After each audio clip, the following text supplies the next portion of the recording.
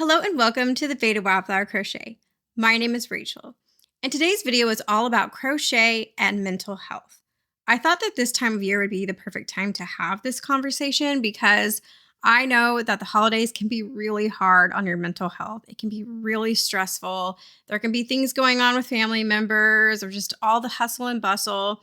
I know it can be really rough. So I want to talk about some ways that crochet can help with your mental health, but I'm not going to shy away from talking about the things about crochet that can actually be a little bit hard on your mental health. But along the way, I want to give some tips on how to hopefully lessen the impact of some of those more negative sides of crochet. Huge disclaimer, I am not a mental health professional. I'm just a lady who crochets a lot on the internet. So if you're struggling, I'm going to leave some resources in the description and be sure to check those out and be sure to reach out if you feel like you are in a place where you need some extra help. So I'm going to alternate between some bad things and some good things. We're going to start off with bad so that we can end on a good note. So the first thing that can be really hard on your mental health when it comes to crochet is comparing yourself to others. This is definitely something I am so guilty of. And I've talked about that a little bit on this channel. With social media, the way that it is now, you can see what everyone else is doing at all times. And it can be really hard not to get really down on yourself and think, why am I not as good as this person? Or why don't I have as many followers? Or why didn't I think of that amazing idea first? And it's hard because it's not like we can exactly block every other crocheter in the world, because then where would we get our sense of community? Where would we get our inspiration? But I do think that if you find yourself in this spiral, it can be good to take at least a little bit of a break from social media. This is something I'm actually doing right now with Instagram. Sometimes I find Instagram a really fun and engaging place, and then sometimes I find that it's actually harmful to my mental health. So right now, I'm taking a little step back. And for me personally, when I'm going through these kind of bad cycles of comparing myself to others and getting down on myself, I like to get outside and go touch some grass, as it were. I either like to go sit on my porch. I like to go for a walk. And bonus points that for me, especially going for a walk, really gets my creative juices going. I start thinking of new ideas. And so I would really recommend going outside, maybe talking to a friend in real life, something where you're really grounding yourself in reality. Just remember that if you're feeling yourself comparing yourself to others, just remember that everyone is on their own journey when it comes to crochet. You may look at somebody and think like, why can't I be as good as them? Or I'll never be as good as them. But maybe they've been crocheting for a really long time and you've only been crocheting 6 months. It's really not fair to yourself to be comparing yourself to that. And also, even if you started at the same time as someone else, some people's skills might develop faster, and for you, you might need to work at it a little bit more, and that's okay. And also remember that with social media, it's their highlight reel. They're showing their good things that they've made. Most people don't share the things that they failed at. Believe me, you do not want to see some of the amigurumi that I made when I first started. Okay, so maybe I will show you some of my very beginning amigurumi projects because I had no idea what I was doing, and there really wasn't as many blogs or YouTube videos out there to help you along the way. I was really just figuring it out as I went, and I got better as I went along because I had a lot of practice. So honestly, if you are feeling discouraged, just keep going, go at your own pace, and don't compare yourself to others too much. But believe me, I understand this struggle so well. So let's talk about a positive side of crochet in your mental health. And for me, one of the very top things is having something to do with my hands. I grew up with my great grandma crocheting, and I was always so fascinated by the fact that she always had something to do with her hands while she was chatting with everyone, and you would just see the blanket slowly forming, and I just thought that was so cool as a kid. I've always been a really, really fidgety person.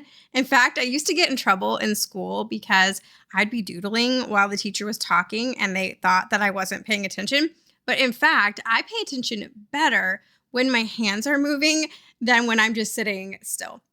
In fact, even still, if I'm watching a movie and I'm sitting still, I'm probably going to fall asleep. Whereas if I'm crocheting, I can actually pay attention a lot better.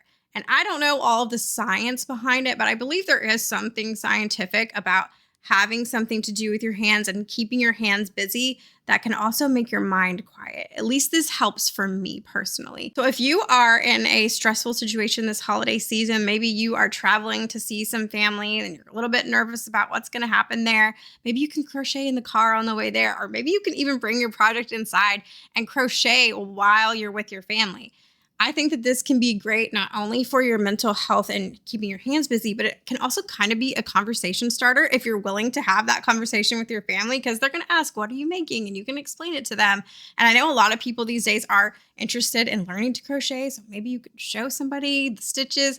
I think that this could be a really great idea for your mental health this holiday season. The sweater is so cute, but it is so warm. I'm taking it off as soon as I'm done filming this video. So now we need to talk about another negative side effect of crochet, and that is yarn hoarding. Now, I talked about this just a little bit in my crochet hot takes video, which don't go watch that video. I feel like the editing is bad on it, but I do feel like there is this culture of allowing yarn hoarding or kind of excusing yarn hoarding, where people are like, oh, I have to hide my purchases from my spouse, or I just couldn't resist this huge yarn sale, so I got more than I needed. But I do feel like that this speaks to a larger problem in our society right now of overconsumption, and probably a lot of people having shopping addictions and not realizing or not wanting to talk about it. Now, I know that I could be considered a hypocrite for talking about this when you see this entire wall of yarn behind me, but I will be the first to admit that having this much yarn is not normal, whatever normal is, because crocheting is my job.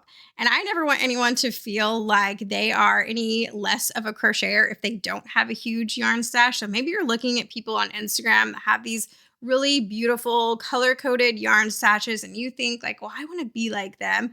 So then you go out and you buy yarn that you don't need or that you don't really want.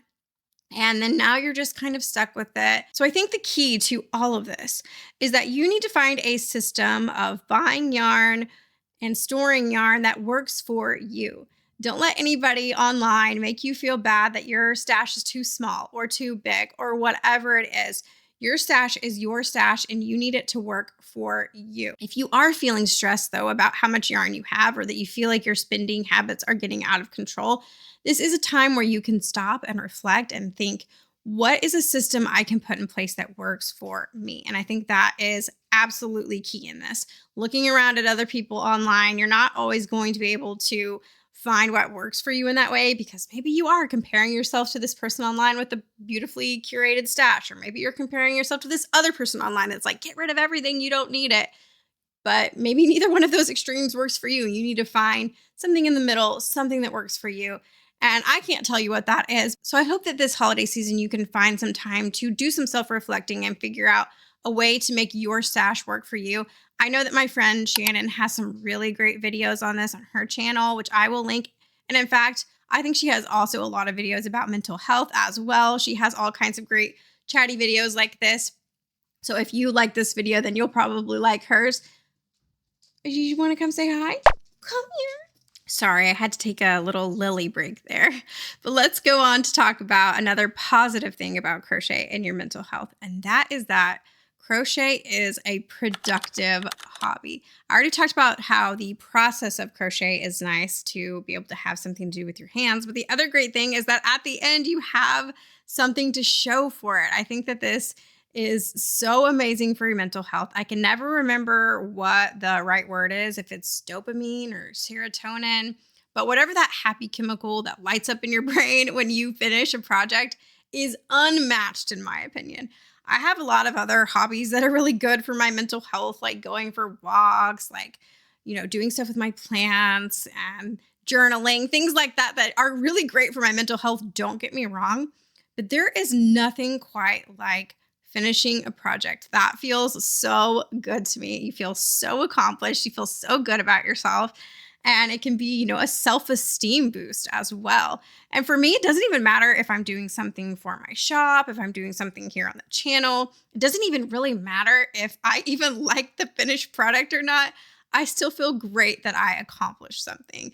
Let me know if you feel this way about crocheting, but I do feel like there's nothing else in my life that gives me that feeling of satisfaction than finishing a project, especially if it's a big project. When I finish something for my shop where like a person ordered 4 things and I finally finished them all, it feels so good. So the next 2 things are kind of about the double-edged sword that is gift giving. So let's talk about the negative side of that first. And this is the perfect time of year to be talking about that, because when it comes to gift giving and crochet, you can feel this really heavy sense of obligation sometimes. And I am really, really lucky that I have a family that never expects me to make something for them or gets really entitled. They all are really respectful of my time, and they will pay me if they want me to make them something, unless it's, I'm giving them a gift. But anytime I have given them a gift, they're really grateful for it. I know not everyone is that lucky. I've heard so many stories about people having friends or family that feel like they're entitled to your crochet work and they want things for free, or they're ungrateful when you give them a gift. I talked about that a little bit in my crochet horror stories video. But for what it's worth, from one crocheter to another, you are not obligated to crochet for anyone. I feel like this can really put a damper on crochet, because if you're making something out of obligation because you feel like you have to, or you feel like you owe it to somebody, then it can really take away from what is supposed to be a really joyful thing. Crocheting should be this really fun, rewarding hobby, but if you're doing things only out of obligation to someone and you don't really want to be making that item, or you don't want to be making that item for that person, then it can really take away some of that joy. Now, if you want to make a gift for someone, that's great. I love making people gifts, which we'll talk about in a minute. But if you're feeling this sense of entitlement from Aunt Kathy, who saying that she wants you to make her this huge blanket and she's only going to pay for the yarn and she's not going to pay you back for your time and she wants it in 2 weeks, and you feel stressed about that, it's okay to say no. Maybe your sister wants you to crochet amigurumi for her kids, but you don't like making amigurumi. It's okay to say no. No is a full sentence, and your time is valuable. And like I said, it can also be robbing from the joy of crochet. So this holiday season, if somebody is being really demanding with you, just know that it is always okay to say no. Now let's talk about the other side of that coin, and that is that crochet is a really giftable thing. And I love that. If you need a gift for a kid's birthday party last minute, just crochet them a plushie of their favorite animal. If you need a gift for a sports lover, you can crochet them a hat in the colors of their favorite team. It really is just so nice to always have something to be able to gift to somebody. I make gifts for baby showers that I go to. I make gifts for people for Christmas. I personally love crocheting gifts. I also feel like it can be such a bonding experience between you and that person. You can really kind of pay attention to something that they like and then crochet a version of it, and they can feel like you really thought about them. And then when they see that item in their home, they can think about you every time. And I think that that is just really such a cool thing. I have crocheted gifts from my great grandma. In fact, fun fact, the blanket that you see in a lot of my videos that's sitting on my desk right here was actually made by my great grandma. And I get to think about her every time I see it. Even though she passed away a long time ago, I think that crochet gifts can really be these amazing things that can live on and can be passed on. I just love that about crochet. And I know that it can be hard and you have to kind of be discerning about who deserves a crochet gift and who doesn't. But I do love that about crochet. I love seeing people's face light up when they open a gift of mine. And I hope that you can find at least a little bit of joy in gifting some crochet items this year. And if you don't have anyone in your life that wants a crocheted gift, you can always donate to homeless shelters or other places in your town that might have people in need or might have kids that won't get a Christmas gift this year, and you can make them some plushies and donate to that. I think that is amazing as well. So that is all I have for you guys today. I hope you enjoyed today's video. I hope that it gave you some encouragement, if nothing else. And if you have some really great crochet mental health tips, be sure to leave those in the comments, because I feel like we can really all learn from each other when it comes to this topic. I hope that you guys are all having a great start to your holiday season and that it continues to be a fun and not too stressful time. If you made it to this part of the video, as always, I want to know, what were you working on as you watched today's video? If you did like today's video, be sure to hit the like button. You can subscribe, stick around, let me know what other kind of videos you want to see next. You can follow me on Instagram. You can check out my Etsy shop. You can join my Patreon, where I post a bonus video as well as an exclusive pattern once a month. And thank you again for watching. I'll see you next time.